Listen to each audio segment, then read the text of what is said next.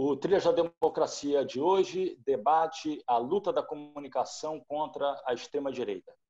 Os nossos convidados são Lalo Leal, jornalista e professor da Escola de Comunicação e Arte da Universidade de São Paulo, e Miro Borges, jornalista e presidente do Centro de Estudos da Mídia Alternativa Barão de Itararé. Lalo, Miro, sejam bem-vindos ao Trilhas da Democracia. A primeira pergunta que eu faço a vocês é se as esquerdas se encontram preparadas para enfrentar um tipo de política baseada na mentira, na inverdade, na falsificação dos dados, quando, na verdade, as esquerdas sempre se preocuparam em fazer a disputa naquilo que Gramsci chamava da grande política, né? Na luta entre projeto, na batalha de ideias entre projetos. Miro? Vamos nós. Primeiro, prazerzão, obrigado pelo convite, parabéns pelo programa. Alegria estar aqui junto com o Lalo, grande figura. Quem devia começar respondendo era ele, porque ele que é o craque. Daqui só um pitaquinho rápido. Eu acho que as forças de esquerda, né, e aí eu falo forças porque são muitas esquerdas, né, eu acho que tem que continuar trabalhando com a verdade. A verdade é libertadora, a verdade que pode fazer transformações sociais, né?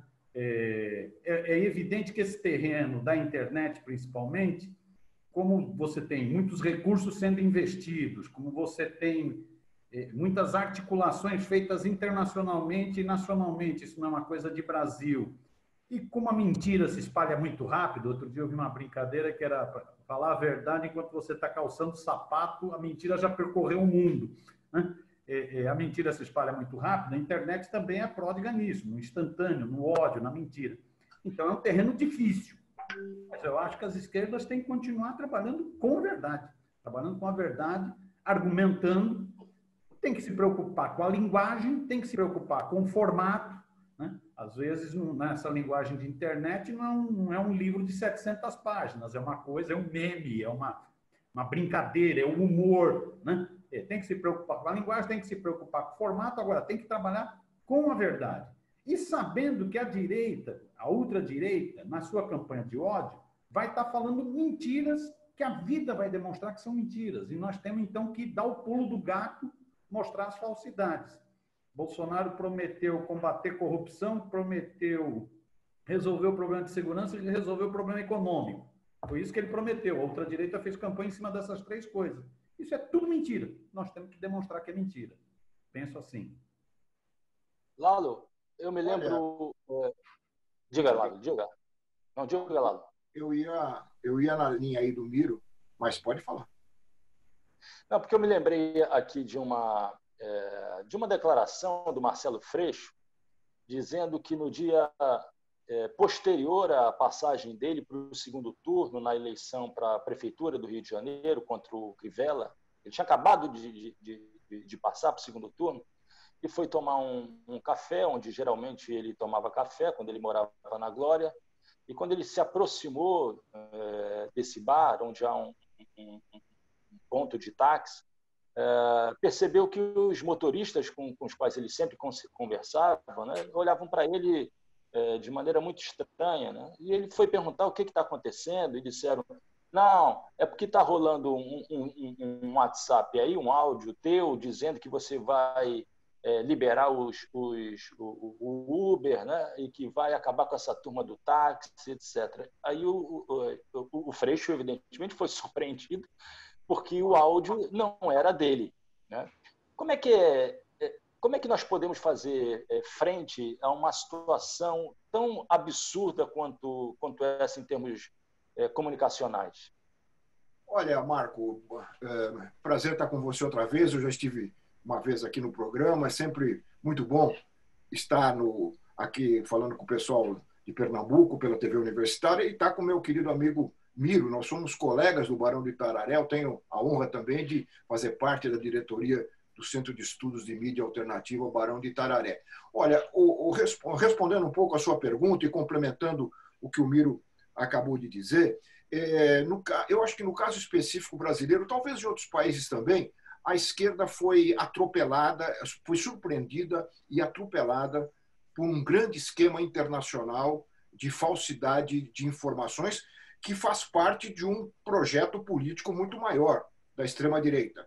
É um projeto político, né, para ocupar o poder em várias partes do mundo, que tem na comunicação um dos seus pilares centrais. Né? Então, nós já, antes de acontecer aqui no Brasil, o que aconteceu nas eleições de 2018, já havia ocorrido o Brexit no Reino Unido, né? Com mentiras, com falsidades. Né?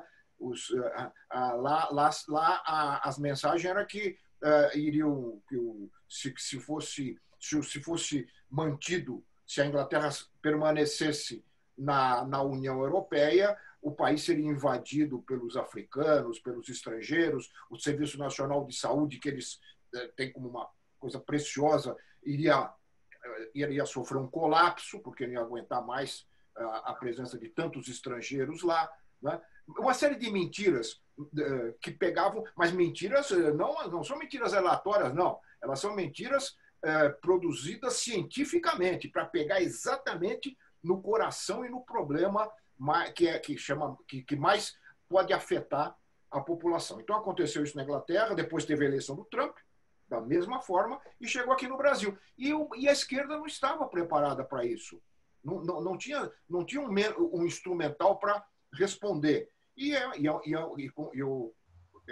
Vocês vão de convir que não é fácil enfrentar essa máquina que foi montada de falsidade, principalmente através das redes sociais. E aqui no Brasil, você tem a agravante de você não ter uma alternativa às mensagens que surgem por essas redes. Né? Então, o sujeito recebe da tia, diz que parece que chegou da tia, chegou do primo, essa, por exemplo, dos motoristas de táxi, né? Uma coisa muito pessoal. E como a mídia brasileira é uma mídia altamente concentrada, então, quem recebe essas mensagens falsas, essas mentiras, não tem a alternativa de saber que elas são mentiras. Não há o contraditório, porque as outras mídias não oferecem espaço para o contraditório. Né? Vou dar um exemplo. Vocês lembram da entrevista dos candidatos a presidente da República, quando o Bolsonaro apresentou lá o kit gay, o livro gay, não sei o que o Haddad iria colocar? Claro que naquele momento o jornalista tinha que dizer, mas isso só prova, isso quer dizer. Ele mostrou só a capa, não tinha nada dentro que reforçasse aquela mentira que ele estava falando. Então, estou dando esse exemplo para dizer o seguinte: você tem a força, né, a força terrível, né, dessas mensagens falsas que chegam aparentemente individualizadas para cada pessoa, e essa pessoa recebe e não tem em nenhum lugar a possibilidade de checar se aquela mentira é verdadeira ou falsa. Então, a briga é uma briga muito difícil. Né?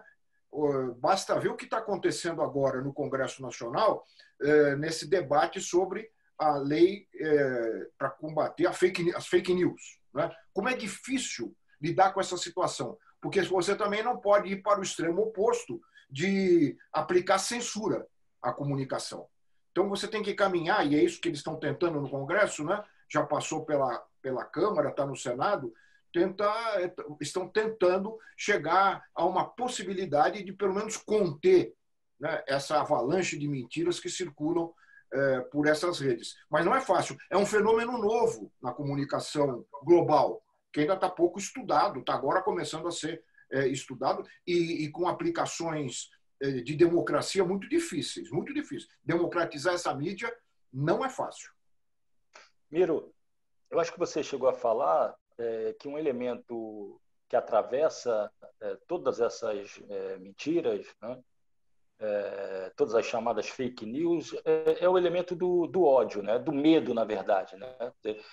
Se introjeta o medo, se difunde o medo e se apresenta como solução medidas autoritárias de fortalecimento do braço penal do Estado. Só que isso não é uma novidade. Né? Se a gente voltar vários séculos atrás na história, um dos grandes filósofos da política moderna, Thomas Hobbes, pensava exatamente nesses termos, né? Quer dizer, o contrato social hobbesiano, ele primeiro difunde a ideia de que se vive uma guerra de todos contra todos, uma situação de medo, e como solução apresenta a necessidade dos indivíduos abrirem mão dos seus direitos em nome da segurança. As esquerdas encontram-se hoje preparadas para neutralizar esse discurso de medo, como, por exemplo, foi neutralizado na campanha de 2002, que Lula sai vitorioso com o discurso da esperança contra o medo? Eu acho, isso que você diz, Montanha, o discurso do ódio, o discurso do medo, ele não é uma coisa recente, ele está na história das civilizações, né? Se a gente quiser pegar uma experiência mais recente e que ilumina essa extrema-direita hoje, é a experiência do nazifascismo. O nazifascismo, ele cresce exatamente com o discurso da intolerância, o discurso do ódio, de criar o inimigo, né? Da total irracionalidade, né? Formando um gado, né? Formando hordas, né? De violência, de ódio. Então, eu acho que a extrema-direita está utilizando esse discurso. As forças de esquerda, as forças progressistas, as forças humanistas, né? Elas precisam fazer esse debate de acordo com a conjuntura. A conjuntura de 2002 era muito diferente da conjuntura de hoje. Quer dizer, nós estávamos vindo de um processo de desgaste do projeto neoliberal, encabeçado por Fernando Henrique Cardoso, não é isso? Esse desgaste se refletia em desemprego massivo, em ausência de esperança, principalmente para a juventude, né? E a candidatura das forças populares, da Frente Brasil Popular naquela ocasião, a candidatura foi exatamente uma candidatura para gerar esperança, para dizer, ó, bicho, nós temos que enfrentar esses problemas da economia, do desemprego, da miséria, né? Nós temos que enfrentar isso com programas sociais, nós temos que enfrentar isso com um Estado mais presente, não com um Estado ausente, não é isso? E isso gerou esperança, isso conseguiu se contrapor às ideias neoliberais daquela ocasião e resultou numa grande vitória. É uma vitória, inclusive, que tem coisas engraçadas, porque você pega, naquele período, o próprio Lula disse, quem votou em mim foram os setores médios. Foram setores médios que estavam cansados com a destruição do país, cansados com a corrupção, e que viram em mim a possibilidade de um novo projeto. Grandes massas excluídas não me viam como uma pessoa que ia resolver enfrentar os problemas. A mudança na base eleitoral se deu durante o mandato. Durante o mandato, com os programas sociais, com a postura mais democrática, com a política externa, mas principalmente com as políticas sociais, né? Só a gente lembrar a questão políticas sociais enquanto programas, eletricidade para luz para todos, por exemplo, né? Cisternas, por exemplo, né? Nordeste, a força dessas bandeiras. Mudou a população excluída, passou a ver no Lula a esperança. Isso é o que permitiu 4 vitórias consecutivas. E isso é que a extrema-direita, a direita e a extrema-direita não aceitaram e prepararam o golpe. Prepararam o golpe, que foi o golpe do impeachment em cima da presidenta Dilma Rousseff, né? Ou seja, já que não ganhava na eleição, prepararam um tapetão. Nesse tapetão, a direita achava, essa direita establishment, achava que ela seria a alternativa. Só que a coisa foi tão... Eles forçaram tanto a mão que nem para essa direita do establishment deu certo. Essa direita, a negação da política, que a mídia, essa mídia hegemônica que o Lalo falava aí, teve um papel fundamental, a negação foi protagonista do golpe, essa negação da política acabou satanizando as forças de esquerda, mas satanizou também as forças de centro, centro-direita, e acabou abrindo brecha para a ultradireita, né, para a extrema-direita ganhar as eleições. Hoje nós vamos ter, a esquerda vai ter que se... É uma outra conjuntura, ela vai ter que se capacitar para novamente gerar esperança no povo brasileiro, né? Ela vai ter que se capacitar. Eu acho que conjunturalmente temas vão aparecendo. Por exemplo, a conduta negacionista, a conduta obscurantista diante da pandemia, deixa cravado na testa de Jair Messias Bolsonaro que ele é um genocida. esse é um bom debate para se travar na sociedade brasileira, na minha opinião. Seria um tema central da atualidade. Lalo, você tem a tua vida pessoal, a tua vida de ativista, de profissional do jornalismo vinculada à comunicação pública, né? E num determinado momento da tua história, a própria história da EBC, da TV Brasil, né? Como é que você vê essa destruição que foi realizada desde a posse do governo ilegítimo do Michel Temer, com o fim do Conselho Curador e essa ocupação recente dos principais postos, né, dos postos centrais da direção da EBC por generais? Olha, Marco, a comunicação pública ela é incompatível com qualquer tipo de regime autoritário. A comunicação pública ela tem a sua origem na Europa, no começo do século passado, com a instalação, né, e a concretização dos estados de bem-estar social. A comunicação pública aparece como mais um serviço público oferecido à sociedade, junto com a saúde, com a educação, com a habitação. Então, você tem que ter para garantir, né, o seu funcionamento e a sua operacionalidade, a formação de um Estado protetor da sociedade, um Estado que dê proteção à sociedade nas suas várias atividades, e a comunicação é uma delas. Portanto, quando você tem, como ocorreu no Brasil, um golpe de Estado, né, que acaba praticamente com várias premissas da vida democrática e vai cada vez mais caminhando para um autoritarismo, logicamente a comunicação pública é uma das suas primeiras vítimas. Aliás, não foi à toa que o ilegítimo golpista Michel Temer, uma das suas primeiras ações foi... Isso acontece em vários países do mundo. Uma das primeiras ações dos golpistas, né, é acabar com a comunicação pública. E foi isso que ele fez, né? Foi assim, tipo, no primeiro mês já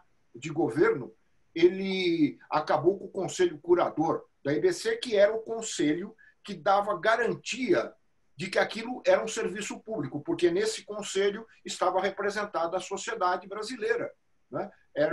Estava representado o governo, estava representado vários segmentos da sociedade, era um conselho muito plural que levava para dentro da EBC, e a EBC não era só a TV Brasil, são 8 emissoras de rádio, né? A tradicional Rádio Nacional do Rio de Janeiro faz parte da EBC, né? Levava para dentro dessas emissoras a voz da sociedade, os interesses da sociedade, os sonhos da sociedade que poderiam ser transformados em produtos midiáticos, né? Ao acabar com isso, ele acaba com a comunicação pública. Então, a destruição começou ali, né? Porque foi o momento da destruição institucional. Isso é responsabilidade do Temer. Depois, gradativamente, as coisas foram se aprofundando. Mas aí já não se falava mais em comunicação pública, não tinha mais comunicação pública, aí já era comunicação estatal. A partir da derrocada do Conselho, quando acaba com o Conselho Curador, acabou a comunicação pública.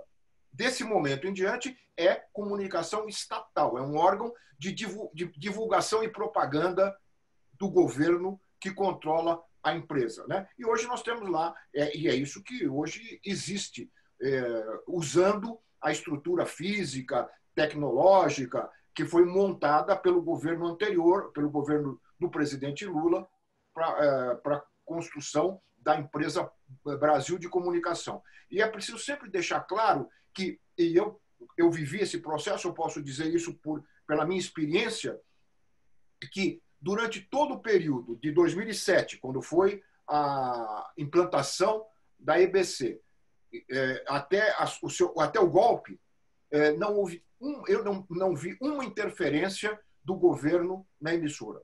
A palavra final daquilo que ia para o ar, críticas, elogios, mudança de programação, etc., a palavra final era dada pela sociedade através do Conselho.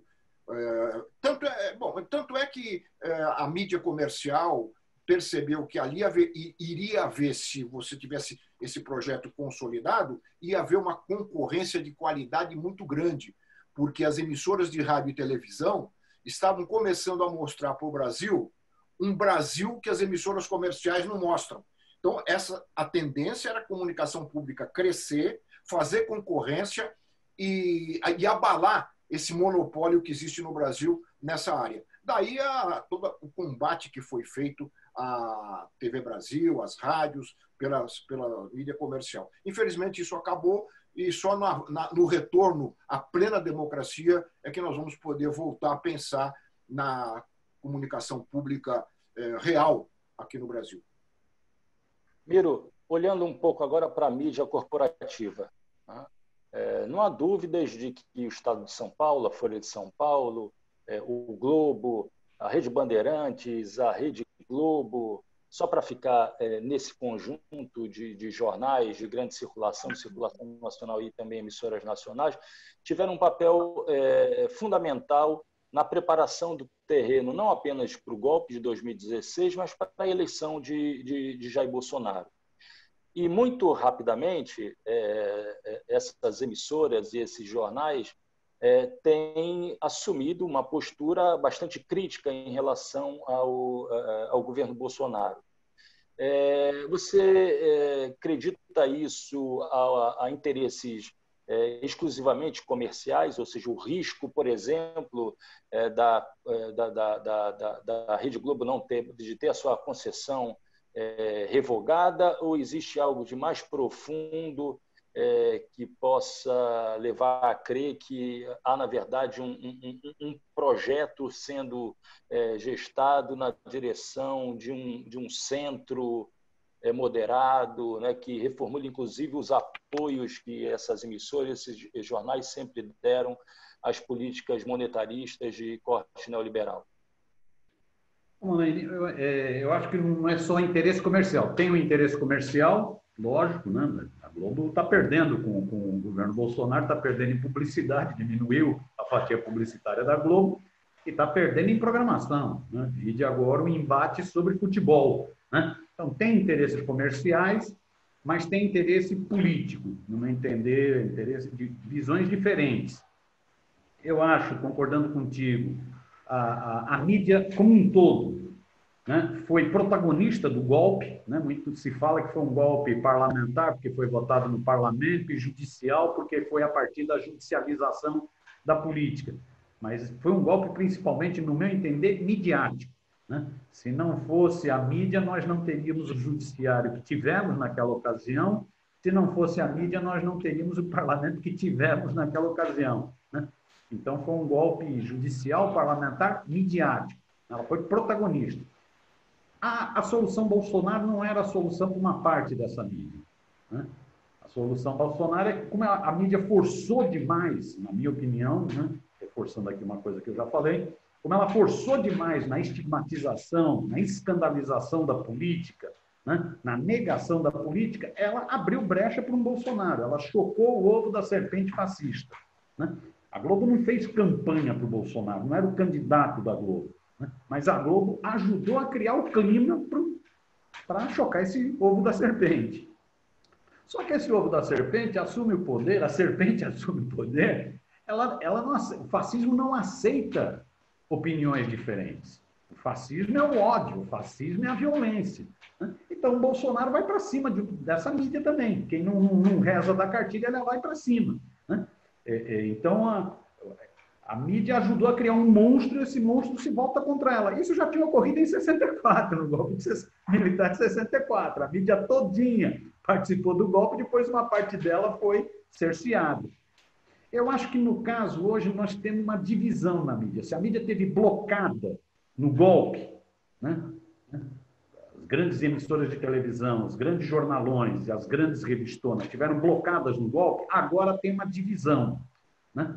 Uma parte está se contrapondo ao Bolsonaro, no meu entender, e aí tem encabeçada por Globo, enquanto emissora de televisão, por Folha, enquanto jornal impresso mais importante, e por Veja, enquanto revista de maior tiragem. critica o Bolsonaro em duas questões e tem acordo com o Bolsonaro em uma fundamental. Ela critica o Bolsonaro na política, com medo do autoritarismo. Então, ela tem medo do autoritarismo.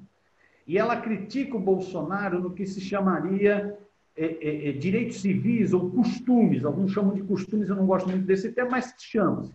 Que são os direitos civis, que tem a ver com combate ao racismo, ao machismo, à homofobia, né? A pauta ambiental, a pauta indígena, tudo isso. Né? A Globo, por exemplo, se contrapõe ao Bolsonaro. Né? Isso tem até a ver com diferenças na Globo entre o departamento de jornalismo e o departamento de teledramaturgia, né? Que sempre foi mais progressista. Agora, então aí tem divergência. Ela se soma, aí toda a mídia está junto na pauta ultra-neoliberal na economia. Aí está junto. Aí, mesmo a Globo tendo críticas políticas ao autoritarismo, tendo críticas ao retrocesso nos costumes, tem acordo na pauta ultraneoliberal. Então, aí se dá um choque que a gente precisa saber aproveitar desse choque, dessas contradições, na minha opinião. Lalo, uma última pergunta. Nós estamos chegando ao fim desse Trilha da Democracia de hoje. Qual vai ser o papel da mídia independente nesse processo de recuperação da verdade, do combate a todas as formas de negacionismo existentes hoje no Brasil e no mundo? Olha, Marco, o papel é fundamental. Se você não tem essa mídia, você não tem alternativa, né? E ela está sendo esmagada. Nós tivemos recentemente, infelizmente, o fechamento de dois importantes veículos dessa mídia. O Nocaute do Fernando Moraes e o Conversa Fiada, que foi criado pelo saudoso Paulo Henrique Amorim.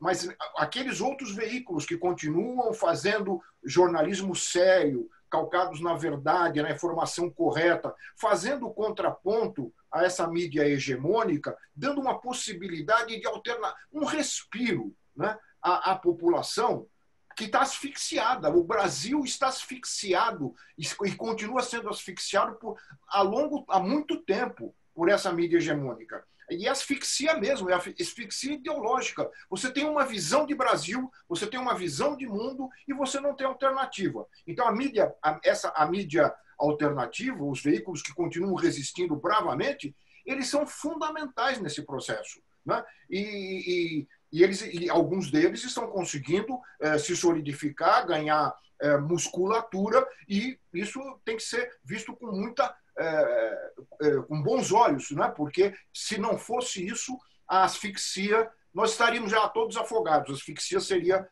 muito maior. É importante que, além desses que hoje existem, que eles aumentem, ampliem, que se amplie, né, essa possibilidade de você ter uma mídia que não siga os cânones da mídia tradicional. E esse é o papel da mídia alternativa.